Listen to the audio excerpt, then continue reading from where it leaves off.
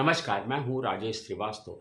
बहनों भाइयों, इन दिनों देश में श्रद्धा हत्याकांड की गूंज हर तरफ सुनाई पड़ रही है। श्रद्धा हत्याकांड हमारे समाज में जो बच्चों की जो रणनीति है, उस पर उसका परिणाम दिखाई पड़ रहा है। बच्चों ने जिस तरह का आजकल के माहौल है, वो इस हत्याकांड का परिणाम के रूप में दिखाई पड़ रहा है। श्रद्धा हत्याकांड में अगर श्रद्धा ने अपने माता-पिता की बात मान ली होती, तो शायद वो इस अंजाम तक ना पहुँचती। श्रद्धा हत्याकांड को देखें तो कई लिहाज से ये बेहद अहम है और इसकी कितनी भी निंदा की जाए वह कम है। श्रद्धा हत्याकांड को जिस तरह से आफताब ने अंजाम दिया है, वो बेहद चौंका देने वाला है। इसके पहले भी तमाम सारे हत्याकांड देश में सामने आए।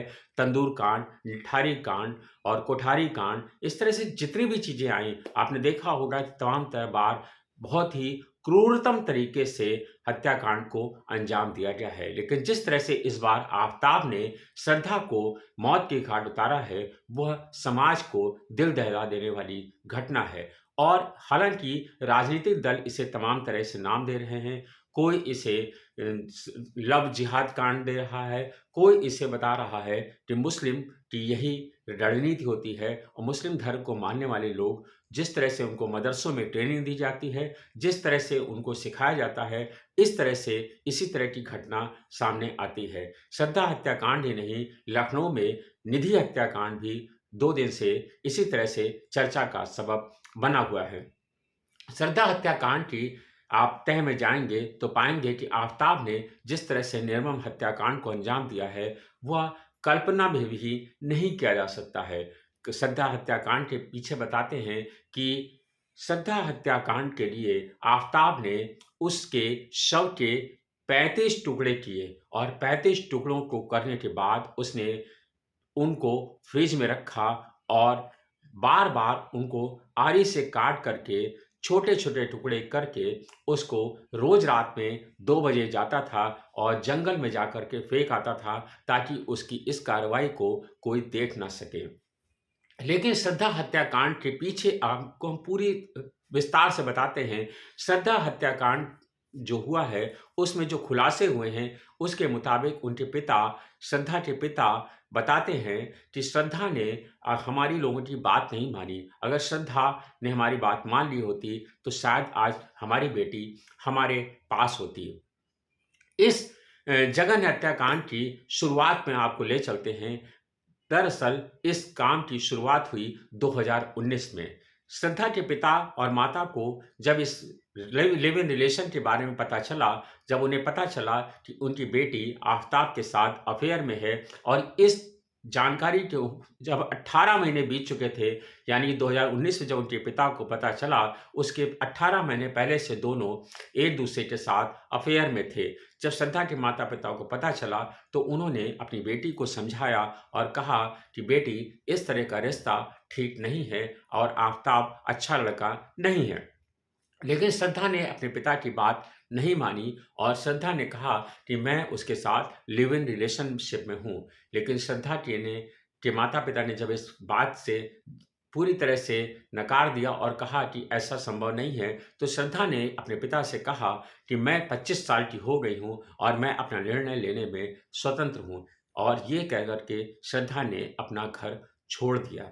श्रद्धा के पिता कहते हैं कि काश वो दिन श्रद्धा ने मेरी बात मान ली होती, लेकिन श्रद्धा ने मेरी बात नहीं मानी और वो घर छोड़ कर के पिता के साथ अपने आफ़ताब के साथ चली गई और लिव इन रिलेशन में उसके साथ रहने लगी। श्रद्धा के पिता बताते हैं कि बीच-बीच में उसके यहाँ फ़ोन आता था उसकी माँ के पास और उसकी माँ को वो बताती थी कि आफ़ताब उसके साथ अक्सर लड़ाई-झगड़ा करता है, लेकिन कभी इस तरह की बात नहीं सामने आई थी कि मारपीट जैसी कोई बात आई।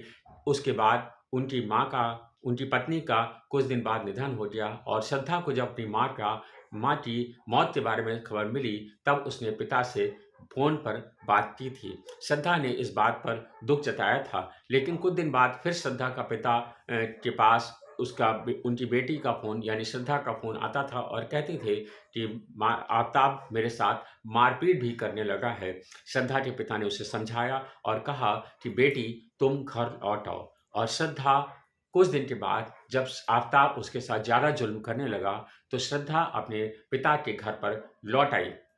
श्रद्धा लेकिन आफ़ताब कुछ दिन बाद पहुँचा और उसने श्रद्धा को मना लिया और पिता के मना करने के बावजूद श्रद्धा फिर से आफ़ताब के साथ चली गई।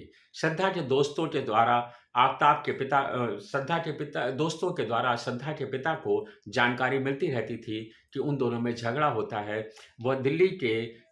वो महाराष्ट्र के नया गाँव में रहते थे, फिर उसके बाद कुछ दिन बाद वो महाराष्ट्र में जाकर के रहने लगे। ये सब जानकारी उनके दोस्तों को मिलती रहती थी।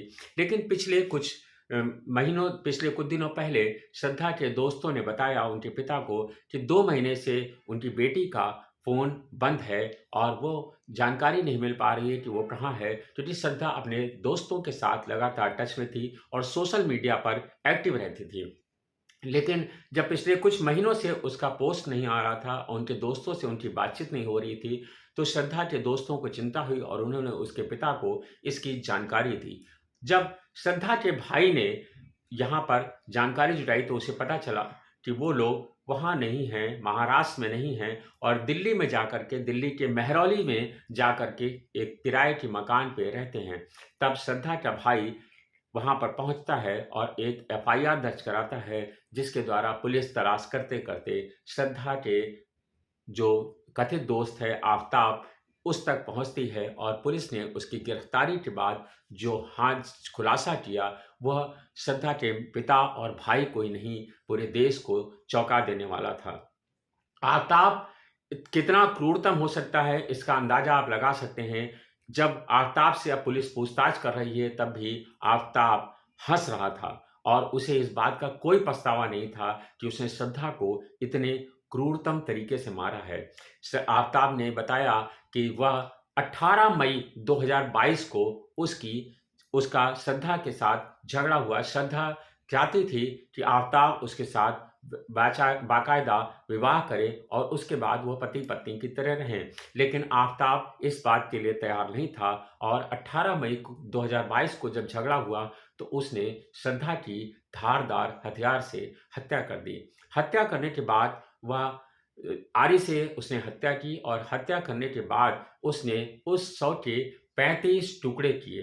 35 टुकड़ों को करने के बाद वह छोटे-छोटे उसने बताया कि उसने हाथ के 3 टुकड़े किए, पैर के भी 3 टुकड़े किए और उसके बाद फिर उसके शव को काट करके छोटे-छोटे टुकड़ों में रख करके फ्रीज़र में रख दिया और वो उसको शव के जब टुकड़ों को काटता था, तो ताकि उन तक पूरी तरह से बदबू खत्म हो जाए, महक खत्म हो जाए, तो वो उसको पानी के लगातार शावर के नीचे रखता था ताकि वो उनकी जो केमिकल है डाल-डाल करके उसकी महक को खत्म करता रहा और रोज़ रात में कुछ टुकड़े ले जा कर के जंगल में फेंक देता था।